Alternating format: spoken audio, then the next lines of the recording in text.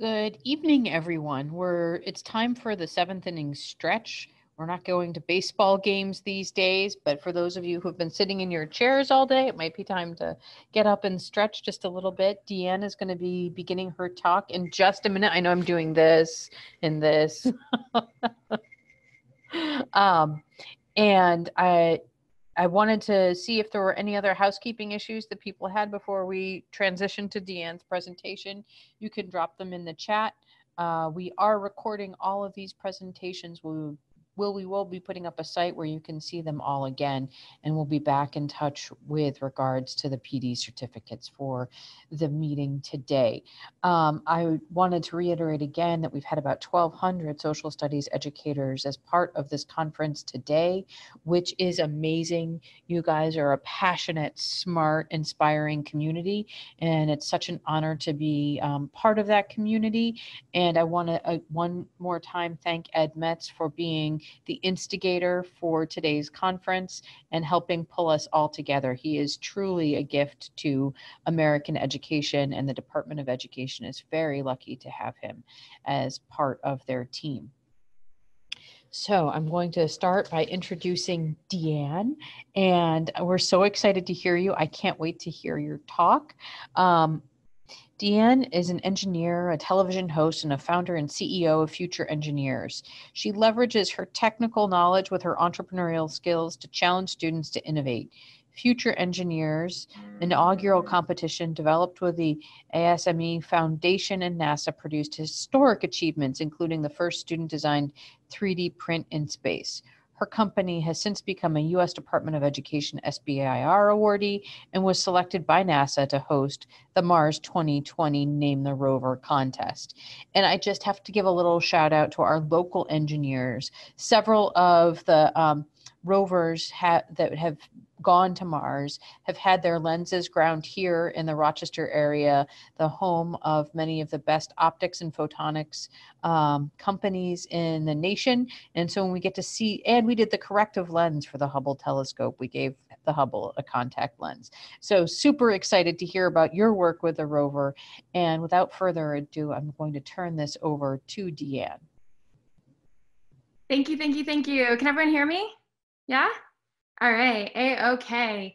First, I just want to say thank you from the bottom of my heart for A, that warm introduction, and B, for everyone sticking with this as long as you have. Wait, are you frozen? Do you guys still hear me? We're still good, right? Hopefully. All right, great. Sorry, Tori froze there for a minute, so I just wanted to make sure I wasn't frozen, but we're all good. Okay, great. So I know that it is time to put kids to bed, time to make dinner and all of that. So thank you for staying here with me for this presentation. I don't know if I'll go that full 45 minutes, but I've got an exciting challenge related to COVID-19 to share with you guys. So I'm really excited to get going. So I'm going to share my screen. So bear with me for 1 second. All right, so here we go. So as mentioned, I'm Deanne with Future Engineers. I'll just give you a little top level overview of what Future Engineers is. So Future Engineers is an education technology company, and we specialize in student contests and challenges.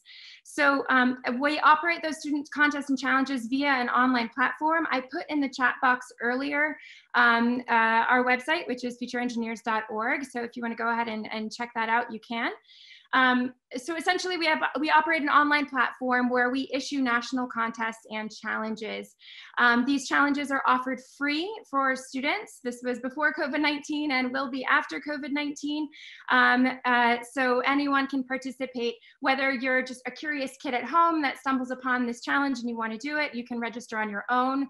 Or if you're a teacher, you can register as a teacher, get a class code, give that to your students, and facilitate their participation as a class assignment in one of our contests or challenges. I'll briefly introduce myself, although I was just introduced. So I have a bit of a funny background. I am an engineer, I'm a mechanical engineer. I worked in industry out in Los Angeles in the aerospace industry and got plucked to host a television show about science and engineering. And over the last 10 to 15 years, I've hosted a number of television shows on and off about science and engineering. And then about 5 years ago, I decided to turn my education communication skills focused towards engaging K-12 students and launched Future Engineers. And I literally, it coincided with me having kids. I was 8 months pregnant when I launched Future Engineers, and I was committed to providing challenges that provided real world scenarios where students could think about how to address solutions, not just, you know, at home or not just in their classroom, but think about how to contribute to it on a national scale. So you will see in my bio that I am not a social studies educator. That is not my background. And you might be thinking, why am I at this Unconference? But it's because we have a challenge out right now where we're really focused on getting students involved in innovating solutions for social interactivity and connection during COVID-19. And during COVID-19, we issued a new kind of challenge. We have flash challenges. So we don't judge these or award prizes, but every student that enters a challenge will have their entry displayed in our moderated gallery. And so I'm going to give you a little like backstory on how this came to be. So our very first challenge launched when Future Engineers launched, and we had students all across the country designing 3D prints for the International Space Station. And as mentioned, that winning design became the first 3D print that was designed by a student to be made in space, which was really exciting. And then based on that success, we decided to scale that and build a platform that could do challenges of all kinds. So now we can host video challenges, photo challenges, coding challenges, essay challenges, naming challenges. And most recently, we hosted the Name the Rover contest for NASA in partnership with NASA and Battelle Education. And we had 28,000 students submit names all across the country and essays to name NASA's next Mars rover. And as you can see, it's Perseverance. And what this really got to was this idea that students are participating in contests, but they're making history. They're a part of something that is a national initiative. And we really saw that that resonated with students. It built a sense of pride, it built a sense of community, and it built a sense of feeling like your contribution is seen and viewed by others across the country. And so when COVID-19 happened, you know, we really thought there's an opportunity here for us to use a challenge to, you know, create some connectivity in these times of stay-at-home orders. And so the opportunity that we have live right now is called the Start a Smile Challenge. And we're asking students all across the country to invent a way to help someone smile or feel appreciated during COVID-19. And there are some constraints, obviously, for safety. The person must be separated by you by a window, a wall, a computer screen, or at a distance of 20 feet or more. And we made a little launch video for this challenge, so I'll go ahead and show you that and give you a kickoff of this challenge. They say we're all in this together. They say we're at war, but how can we help? I'm staying at home to help Grandma and Panda, but I want to do more. I'm making smiley faces for our neighbor.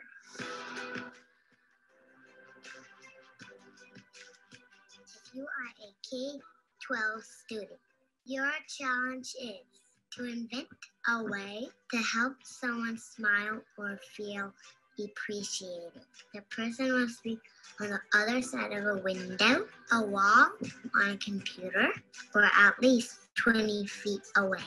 I absolutely can't go shopping. Just get creative with what's around your house. Together we can remind everyone of the world we're fighting for.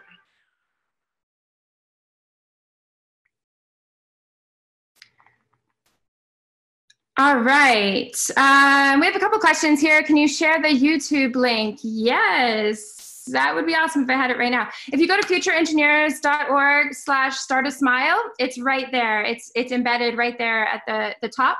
And then I will provide that YouTube link in a bit.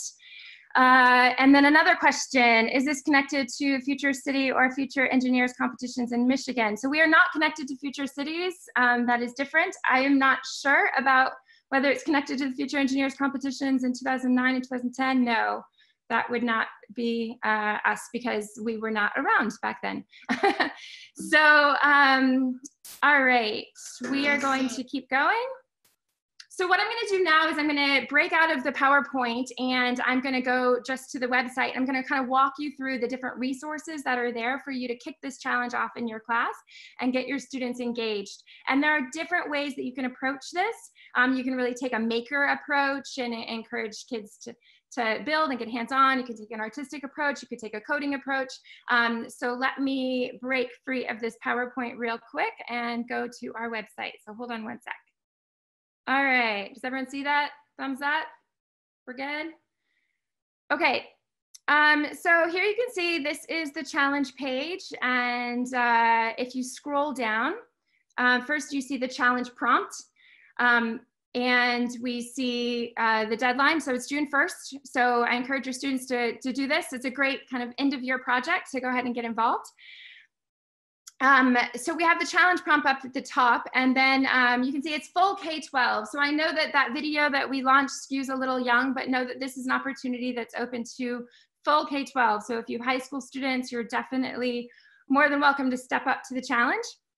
And if we scroll down here, if you get down to the bottom, you can see that we have an area here with links and lessons.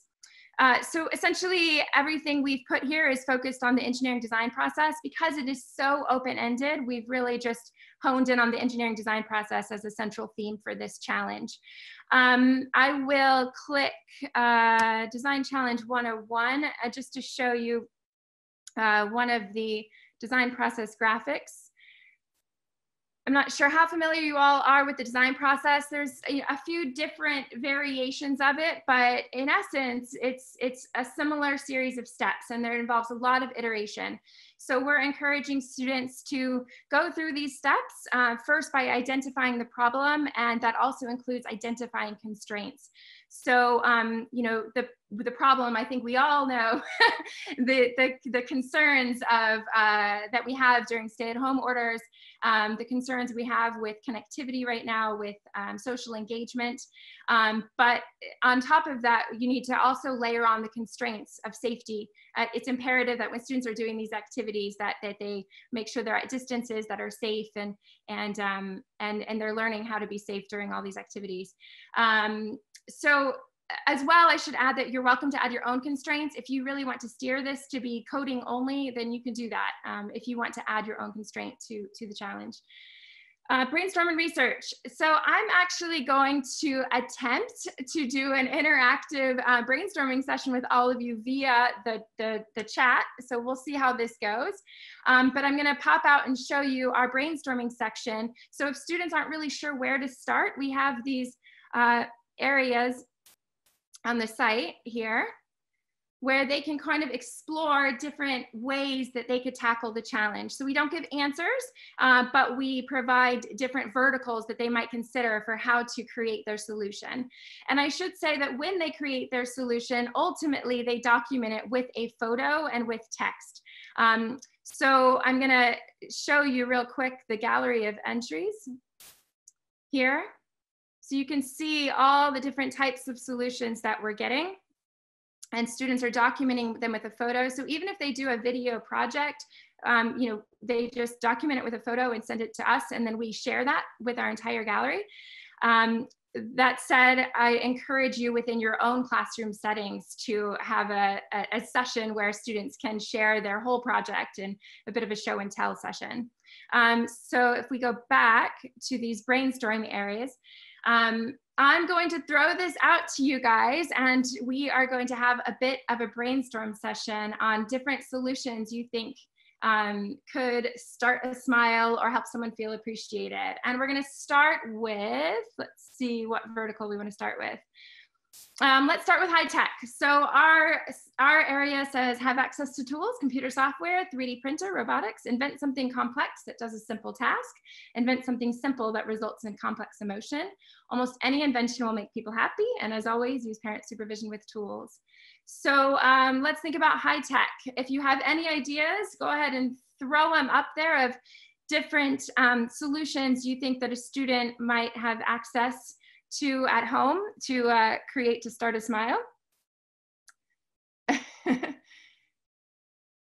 And while you're doing that, I'm going to share, love it. So masks, a smiley face, or different mouth masks. We have gotten a few of those actually. We've taken an artistic spin of how to customize masks. And some have even written messages on the front that have messages. Create a meme, love it. So I'm going to bop down here and I'm going to start with the vertical of high tech and show you some solutions that we've gotten. Here we go. We have a robot that was programmed to play a xylophone when left on a neighbor's front porch to make them smile, which is awesome. We have a robot that loves to walk, essentially sharing this, with friends, making them smile. Next, I'm going to go to another vertical. We're going to go low tech. So we're all in this together and we're limited in what we have at home. So whether it's doing a magic trick with an old banana peel or using a piece of paper to teach someone how to do origami, there are millions of ways to make someone smile at a distance. Love this. Digital daily positive affirmation board, 3D avatars, all kinds of good suggestions. Keep them coming. I'm going to show you some example solutions for this possible category. So we had one student that submitted an outdoor scavenger hunt. So you provide this to all the students in your class, and then they all go out and have to find the different things that are on the scavenger hunt. We have one here, how to make crepes. So someone decided to share a recipe with others so that they could cook remotely during these times. Thanks to teachers. We had one student that wrote their local newspaper and wanted to show appreciation for their teacher and thought it would bring a smile to everyone's face that read it in their local newspaper. We have a comedy puppet show. We had students that created puppets, and then they went outside, and they have a hill, they said, that goes down. And so they created a puppet show so that neighbors that walked by on their walks or whatever could see this puppet show from a distance, which is pretty cool. I'm going to now go to another vertical. We have Audible. So sounds can be familiar, comforting, soothing, informative, and exciting. What do you think someone would want to hear in self-isolation? From Morse code to a custom-made song, what kind of audio message or communication device will you invent? So some of the example submissions we have here, let's bring this up. Here is one. So when students submit their solution, just so you know, they can submit up to 6 photos. This was a DIY music kit that was created. So I could imagine if I'm on the other side of a wall or a window that I could hear this music playing, which would be awesome. As well, this is one where someone just went and greeted a relative and played a song for them from a distance, which I think would always make me smile. All right, next, happy playlists. So this is a really good example too. We had some that have created songs. So obviously they're submitting photos, so we don't have those songs, but people have been inventing their own songs. They've been making playlists. That's another great example of students finding music that makes them happy and sharing it with fellow students in their class as a little bit of a happy playlist. Let's go on to another vertical. We've got 3 more, so I'm going to cruise through these. So we'll go with, I'll do physical inventions. So make a happy machine that claps, blows bubbles, sprays glitter, pops up a heart, or does anything fun, really. I'm just going to show one example here of someone that did a Rube Goldberg machine, which is a really fun physical invention that you can do with a lot of things that are found around the house. So we definitely have a rule that, you shouldn't go out and buy anything. Like, this is just whatever you can find around the house that you think can help, start a smile or help someone feel appreciated. All right. We're going to go to the next one, digital inventions. So give me all of your ideas for digital inventions. So our starter prompt says, code an animated greeting, code a game you can play together virtually, make a light up display, create a custom emoji, wire up a speaker, make a robot, or create a photo, video to send. So let's see some of the example submissions that we have gotten so far for digital while you guys show some ideas in the chat box. Let me find this here. All right. I do not want that. All right, so we have a few different things here. I don't know why I have this, but that's okay. I'm not going to deal with it right now. So we have, some people were live streaming events. So pancake live event for their family and friends where they live stream making pancakes across the country. We have one that's a bit of practical with digital, where students made a positivity jar and there was a positive message on each of them, and every day they drew one and they had to digitally send that message to someone that they chose. Here is an animation for grandparents that a student made. Obviously, we didn't submit the video file, but you can see here they submitted screen grabs of their animation. Virtual tic-tac-toe. So we have here virtual tic-tac-toe. Someone invented how to play tic-tac-toe basically on text, and you have to remember your position in the game, which is pretty cool. Here, a story time, so virtual story time. So using Zoom and other features to connect digitally. And Scratch, we've had a lot of students that have done Scratch projects. So they haven't submitted their entire Scratch project, but they've done the Scratch project and showed us a link to what they've done.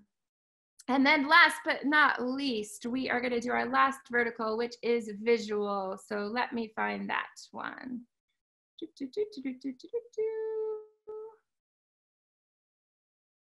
Here we go. All right. So art, a really popular vertical as well is doing art projects. And we see here that we have a student that made an art project for their teacher. We have a number of students that have done chalk challenges. So there's interesting how this has been approached. Some students have done it as a way to write a message to others. And then others have done it in a way that it's a game. So you have to kind of go through the obstacle course. And then others have done it in a way where, in this example, you write a message and then you do it to 5 friends and then you ask them to do it to 5 more friends. So it's kind of like an amplification strategy of starting a smile, which is really great. Here we've got comics, we've had memes that are submitted. This is another sidewalk game. Notes to essential workers. So obviously showing gratitude to essential workers is so important. So students have been putting notes in windows, notes on walls, notes by mailboxes. You know, obviously we don't want students passing notes or like passing a football or anything like that due to safety concerns. But if you post up a sign and leave it there, then I think that's a great way to help someone smile. And pet portraits. I think we've all seen that people are doing doorstep portraits, but this student wanted to do pet portraits for people to help them smile. So that's kind of the last bit of the brainstorming section. But I'm gonna walk you through real quick how you would register for this and help your students submit. So I'm gonna go back to our PowerPoint here and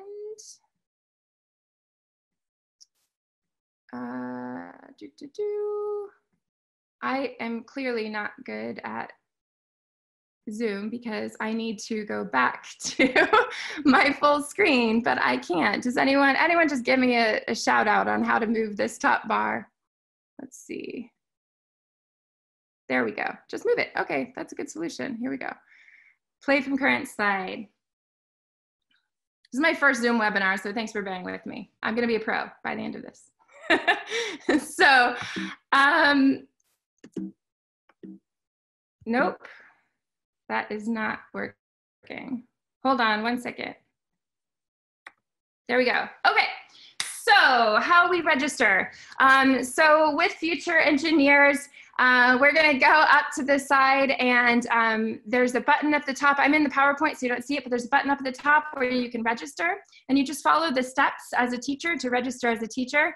And when you do, you will get dumped into your teacher dashboard. And what's important is up here, this class code where you see WVENGF. So that class code is what you want to give to your students, and then you want to tell them to go up to the upper right-hand corner and to register and enter that class code. Any student that registers with your class code will automatically populate in your dashboard down here below. If you don't want your students to create their own accounts, you can also create their accounts for them and give them their login credentials, but we highly recommend giving them their class code and having them do it themselves. So then once you are registered, when you first register, you can add the Start a Smile challenge. But if you already have an account, you can just hit add challenge, and any challenge that you add for your class will automatically be assigned to your students. Now, what does that mean? So on the other side, when your student logs in, they see a dashboard. So obviously send them to the challenge page, send them to all of those resources for them to get going with their project. And then when they're ready to submit, they can go to their dashboard and they submit their entry. And these are sample challenges here. These aren't real, just so you know. But so they can submit their entry and edit their entry at any point before the deadline as well. And anytime they submit their entry, you will also see it in your teacher dashboard over here. And the alternative is if you want to submit an entry on your student's behalf, then you can do that basically with the row corresponding to your student. You can submit their entry on their behalf. And then once it's accepted into the gallery, it will get posted and shared with everyone else who's participating in the challenge. I also want to take a moment to make a note of digital citizenship. These entries are shared in a public gallery, so we do ask that you take a moment to discuss online privacy with your students and tell them that this is going into an online public gallery and they need to be aware of their digital footprint. So we moderate this gallery, and if we see something that we don't consider to be safe, then we will kick it back. So we do not want to see student faces. We don't want to see first and last names. We don't want to see license plates on cars. So those types of information, just give your students a primer before they submit their entry to avoid student personal information. And next, so, you know, we have the Start a Smile solution, which I think is really great for, you know, helping students connect with their community. You know, during COVID-19, I think we all feel this sense of what can we do? How can we make this better? And I feel like it's an opportunity for students to feel a role in this and to feel like they're you know, activists in the making, they're global citizens in the making, and they can do something to be a part of this and not you know, be bystanders. So additionally, we are looking for other challenges to launch that promote community engagement, whether it's a citizen science project or another community engagement project. So we would love, love, love to hear your ideas. We currently have a capstone coding challenge up, which is not specifically because of COVID-19, but I wanted to also tell you about this because with capstone coding, the challenge is to code a way to teach others about something you've learned this year in school. So if that's something that resonates with you, you can definitely go to our website, go to Capstone Coding. There's links to Scratch and links to tutorials for your students to get started with that. But we are also interested in launching new challenges. And, you know, while we got our start with STEM, you know, we find that there are challenges of all kinds that we would love to start venturing into. So I'd love to hear any ideas you guys have in the chat session for other challenges you might want to see in response to COVID-19 or in general that promotes community engagement, civics, social studies, the verticals that you're focused on in your classrooms. So if you have any ideas, feel free to share those in the chat. And otherwise, you can go to futureengineers.org, see all of our challenges that are available. We have a number of other challenges, Future Creatures, Name That Molecule, which is a 3D design challenge, other challenges that are available on the site as well. And we have more on the way. And if you have any questions at all or any challenge suggestions, you can submit it to info@futureengineers.org. So thank you so much. And I guess I'll take some questions if you guys have them. Let me stop sharing my screen. Hi there. Thank you so much, Deanne. That was absolutely wonderful. I'm sorry I had a technical thing happening as you were closing out your presentation. No worries. I had all kinds of technical things happening throughout my whole presentation, but we did it. You did it. And the chat was amazing. I was excited to see all the stuff about smileys and emojis and Will Ferrell. It was awesome. So thank you for that inspirational presentation.